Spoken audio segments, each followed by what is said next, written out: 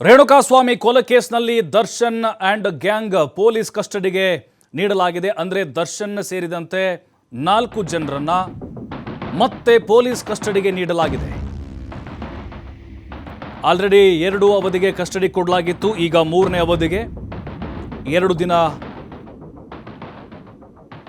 Police ಕಸ್ಟಡಿಗೆ ನೀಡಿ ಆದೇಶ ಕೊಡಲಾಗಿದೆ. A2 Darshan, A9 Dhanraj, A10 Vinay, A14 Pradosh ತನಿಖೆಗೆ ಸಹಕರಿಸ್ತಾ ಇಲ್ಲ ಅನ್ನುವಂಥ ಕಾರಣವನ್ನು ಕೊಟ್ಟಿದ್ದಾರೆ. ಕಸ್ಟಡಿಗೆ ಪಡೆದುಕೊಂಡಿದ್ದಾರೆ ಪೊಲೀಸರು. 37 ಲಕ್ಷ ಹಣದ ಬಗ್ಗೆ ಕೂಡ ವಿಚಾರಣೆ ನಡೆಸಬೇಕಾಗಿದೆ. ಕೊಲೆಯಾದ ರೇಣುಕಾಸ್ವಾಮಿ ಮೊಬೈಲ್ ಇನ್ನೂ ಕೂಡ ಲಭ್ಯವಾಗಿಲ್ಲ. ಕೊಲೆಗೆ ಪ್ರಮುಖ ಸಾಕ್ಷ್ಯ ಇರುವುದೇ ನಾಪತ್ತೆಯಾದ ಮೊಬೈಲ್ನಲ್ಲಿ. ಮತ್ತಷ್ಟು ವಿಚಾರಣೆ ಬಾಕಿ ಇದೆ ಅಂತ ಕಸ್ಟಡಿಗೆ ಪಡೆದುಕೊಂಡಿದೆ ಖಾಕಿ. ಈಗ ಇದೇ ಕಾರಣಕ್ಕೆ ಮತ್ತೆ ದರ್ಶನ್ ಪೊಲೀಸ್ ಕಸ್ಟಡಿಗೆ ತೆಗೆದುಕೊಳ್ಳಲಾಗಿದೆ. ವಿಚಾರಣೆಯ ಅಗತ್ಯತೆ ಬಗ್ಗೆ ಕೋರ್ಟ್ಗೆ ಪೊಲೀಸರು ಮನವರಿಕೆ ಮಾಡಿಕೊಟ್ಟಿದ್ದಾರೆ. ಅಂದರೆ ಆ ರಿಮ್ಯಾಂಡ್ ಅಪ್ಲಿಕೇಶನ್ನಲ್ಲಿ ಈ ಅಂಶಗಳನ್ನು ಉಲ್ಲೇಖ ಮಾಡಿದ್ದಾರೆ. ಈ 4 ಏನಿದ್ದಾರೆ ಇವರ ಪಾತ್ರ ಇದರಲ್ಲಿ ಬಹುಮುಖ್ಯವಾಗಿದೆ ಅನ್ನೋದು ಬಹಳ ಸ್ಪಷ್ಟವಾಗಿ ಗೊತ್ತಾಗುತ್ತೆ. ನೋಡಿ, ಉಳಿದಂಥವ್ರನ್ನ 10 ಜನರನ್ನ ನ್ಯಾಯಾಂಗ ಬಂಧನಕ್ಕೆ ಒಪ್ಪಿಸಿದ್ದಾರೆ. 10 ಪ್ಲಸ್ ಇವತ್ತು 4 ಜನರನ್ನ ಪೊಲೀಸ್ ಕಸ್ಟಡಿಗೆ ತೆಗೆದುಕೊಂಡಿದ್ದಾರೆ. 10 ಪ್ಲಸ್ 4 14, 3 ಜನರನ್ನ ಮೊನ್ನೆನೇ ನ್ಯಾಯಾಂಗ ಬಂಧನಕ್ಕೆ ಒಪ್ಪಿಸಿದಾರಂತೆ, ಜೈಲಿಗೆ ಕಳಿಸಿದಾರಂತೆ. ಹಾಗಾಗಿ 17 ಜನ ಆಯಿತು ಟೋಟಲ್ ಆರೋಪಿಗಳ ಸಂಖ್ಯೆ. ಈಗ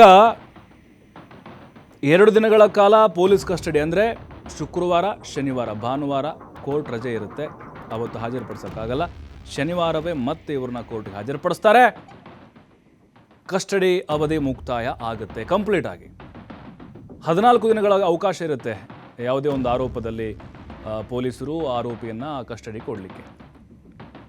ಹಾಗಾಗಿ ಶನಿವಾರ ಗೊತ್ತಾಗುತ್ತೆ ದರ್ಶನ್ ಹಣೆ ಬರಹ ಕಾಟೇರಂದೇನೋ ಅಂತ. ಅಂದರೆ ಈಗ ಕಾರಣಗಳನ್ನು ನಾವು ನೋಡಬೇಕಾಗತ್ತೆ ಇಲ್ಲಿ. ಯಾಕೆ ಉಳಿದ ಆರೋಪಿಗಳನ್ನು ಬಿಟ್ಟು ಈ 4 ಜನರನ್ನ ಕಸ್ಟಡಿ ಕೊಟ್ಟರು ಅಂತೇಳಿ. 10 ದಿನಗಳ ಕಾಲ ಆಲ್ರೆಡಿ ವಿಚಾರಣೆಗೆ ಒಳಪಡಿಸಿದ್ದಾರೆ ಅವ್ರನ್ನ. ಈಗ 37,40,000 ಹಣದ ಮೂಲ ಗೊತ್ತಾಗಬೇಕಾಗಿದೆ. ಈಗಾಗಲೇ ಪವಿತ್ರ ಮನೆಯಲ್ಲಿ 3 ಲಕ್ಷ ರೂಪಾಯಿ ಹಣವನ್ನು ವಶಪಡಿಸ್ಕೊಂಡಿದ್ದಾರೆ ಖಾಕಿ. ಈ ಪ್ರದೋಷನ್ ಡೀಲ್ ಇತ್ತಲ್ವಾ, ಇವನೇ ಆ ಹೆಣ ಎಸಿಲಿಕ್ಕೆ ಕೇಶವಮೂರ್ತಿ, ನಿಖಿಲ್ಗೆ, ಕಾರ್ತಿಕ್ಗೆ ಡೀಲ್ ಮುಗಿಸಿದ್ದ. ಇವನ ಪಾತ್ರ ಬಹಳ ಮುಖ್ಯವಾದದ್ದು. ಈ ಡೀಲ್ನಲ್ಲಿ 37 ಲಕ್ಷದಲ್ಲಿ ದರ್ಶನ್ ಅವರ ಸೂಚನೆ ಮೇರೆಗೆ ಇದೆಲ್ಲವೂ ಕೂಡ ನಡೆದಿತ್ತು ಅನ್ನೋದನ್ನು ಆತ ಒಪ್ಕೊಂಡಿದ್ದಾನೆ. ಇನ್ನು ಧನರಾಜ್ ಏನೇನು ಆರೋಪಿ, ಇವನು ಈ ಕರೆಂಟ್ ಶಾಕ್ ಕೊಟ್ಟಿದ್ದಂತೆ. ಕರೆಂಟ್ ಶಾಕ್ ಕೊಡಲಿಕ್ಕೆ ಈ ಮೆಗ್ಗನ್ ಡಿವೈಸ್ ಅಂತ ಹೇಳ್ತೀವಿ, ಅದನ್ನು ತಂದು ಕೊಟ್ಟಿದ್ದಂತೆ. ಇವನು A10 ಆರೋಪಿ ವಿನಯ್, ಇವನದು ಪಾತ್ರ ಬಹಳ ಇದೆ. ಇವನು ಸ್ಟೋನಿ ಬ್ರೂಕ್ ಏನಿದೆ ಆ ಒಂದು ಪಬ್ನ ಮಾಲೀಕ ಆಗಿದ್ದಾನೆ. ಅವನ ಪಾತ್ರವೂ ಕೂಡ ಈ ರೇಣುಕಾಸ್ವಾಮಿ ಕೊಲೆ ಕೇಸ್ನಲ್ಲಿ ಮಹತ್ವದಾಗಿದೆ. ಇನ್ನು A2 ಆರೋಪಿ ದರ್ಶನ್, ಈಗ ಆ ಕೊಲೆ ಆದಮೇಲೆ ಇವರು ಏನೋ ಮೀಟಿಂಗ್ ಮಾಡಿದ್ರಂತೆ, ಹಲವರನ್ನ ಭೇಟಿ ಮಾಡಿದ್ರಂತೆ, ಜೊತೆಗೆ ಪ್ರದೋಷ್ಗೆ ಡೀಲ್ ಕೊಟ್ಟಿದ್ರಂತೆ. ಈ ಒಂದು ಕೊಲೆಯ ಪ್ರಕರಣವನ್ನು ಮುಚ್ಚಿ ಹಾಕಲಿಕ್ಕೆ ನನ್ನ ಹೆಸರು ಎಲ್ಲಿ ಬರಬಾರ್ದು ಅನ್ನುವಂಥ ಕಾರಣವನ್ನು ಕೊಟ್ಟಿದ್ರಂತೆ. ಅದರ ಜೊತೆಗೆ ಇನ್ನೊಂದು ಪ್ರಮುಖವಾದಂತಹ ಕಾರಣ ಕೋರ್ಟ್ಗೆ ಕೊಟ್ಟಿರೋದು ಪೊಲೀಸರು, ರೇಣುಕಾಸ್ವಾಮಿಯ ಮೊಬೈಲ್ ಸಿಗಬೇಕಾಗಿದೆ. ಈಗ ಆಲ್ರೆಡಿ 1 ವಾರದಿಂದ ಹುಡುಕಾಟ ನಡೆಸ್ತಾನೆ ಇದ್ದಾರೆ. ಸುಮ್ಮನಹಳ್ಳಿ ಬ್ರಿಡ್ಜ್ ಪಕ್ಕ ಅಲ್ಲಿ ರಾಜಕಾಲುವೆದಲ್ಲಿ ಇವನು ಪ್ರದೋಷ್ ಈ 3 ಜನಕ್ಕೆ ಏನು ದುಡ್ಡು ಕೊಟ್ಟಿದ್ದ ಅವರಲ್ಲೇ ಶವದೊಂದಿಗೆ ಮೊಬೈಲನ್ನು ಎಸೆದು ಹೋಗಿದ್ರು. ಈಗ ಆ ಮೊಬೈಲ್ನಲ್ಲಿ ಅಡಕವಾಗಿರುವಂಥ ಸತ್ಯಗಳು ಕೂಡ ಹೊರಬರಬೇಕಾಗಿದೆ.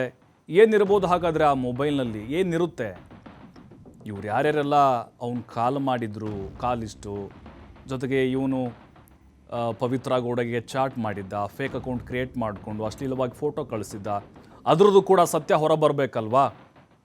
ಈಗ ಒಂದು ಸೈಡ್, ಬಟ್ ರೇಣುಕಾಸ್ವಾಮಿ ಕಡೆಯಿಂದ ಏನಾಗಿದೆ ಪ್ರಮಾದ, ಈಗ ಅದು ಪೊಲೀಸರಿಗಷ್ಟೇ ಗೊತ್ತಿರುವಂಥ ವಿಚಾರ. ಅದನ್ನೆಲ್ಲವೂ ಕೂಡ ಬಹಿರಂಗಪಡಿಸಿದ ಕೆಲವೊಂದಿಷ್ಟು ವಿಚಾರಗಳನ್ನು.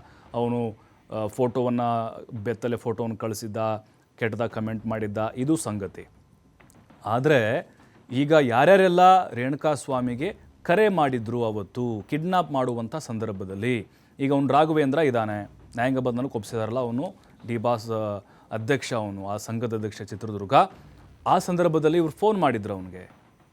ಹಾಗಾಗಿ ಈಗ ಆತನ ಮೊಬೈಲ್ನಲ್ಲಿ ಇರುವಂಥ ಅಂಶಗಳೇನಿರಬಹುದು ನೋಡಿ. ವಿಡಿಯೋ ಮಾಡಿದವರು ಬೇರೆ, ಈಗ ಬೇರೆ ಬೇರೆ ವಿಡಿಯೋ ಅವ್ರವ್ರ ಫೋನ್ಗಳಲ್ಲಿ ಮಾಡ್ಕೊಂಡಿರ್ತಾರೆ. ಆದರೆ ರೇಣುಕಾಸ್ವಾಮಿ ಮೊಬೈಲ್ನಲ್ಲಿ ಇವರು ಕಾಲ್ ಮಾಡಿರುವಂತಹದ್ದು ಗೊತ್ತಾಗಿದೆ. ಅದನ್ನು ಕೂಡ ಟೆಕ್ನಿಕಲ್ ಎವಿಡೆನ್ಸ್ಗಳಾಗಿ ತೆಗೆದುಕೊಳ್ತಾರೆ ಪೊಲೀಸರು. ಇನ್ನುಳಿದಂತೆ ಈ 37 ಲಕ್ಷದ ಮೂಲ ಗೊತ್ತಾಗಬೇಕಾಗಿದೆ. ಮತ್ತು ದರ್ಶನ್ ಕೆಲವೊಂದು ವಿಚಾರಗಳಿಗೆ ಬಾಯಿ ಬಿಡ್ತಾನೇ ಇಲ್ಲ. ಅವರು ತಪ್ಪೊಪ್ಕೊಂಡಿದ್ದಾರೆ, ಈ ಹಲ್ಲೆ ಮಾಡುವಂಥ ಸಂದರ್ಭದಲ್ಲಿ ಆ ಶೆಡ್ನಲ್ಲಿದ್ದೆ ಅಂಥೇಳಿ.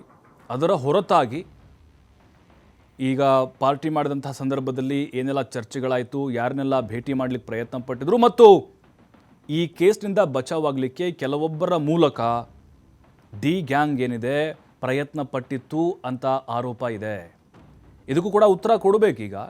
ಇನ್ನು ವಿನಯ್ ಏನಿದ್ದಾನೆ, ವಿನಯ್ ಇವನು ಸ್ಟೋನಿ ಬ್ರೂಕ್ ಪಬ್ ಇದೆಯಲ್ವ RR ನಗರದಲ್ಲಿ, ಇದರ ಮಾಲೀಕ, ಇವನ ಪಾತ್ರ ಕೂಡ ಇದರಲ್ಲಿದೆ.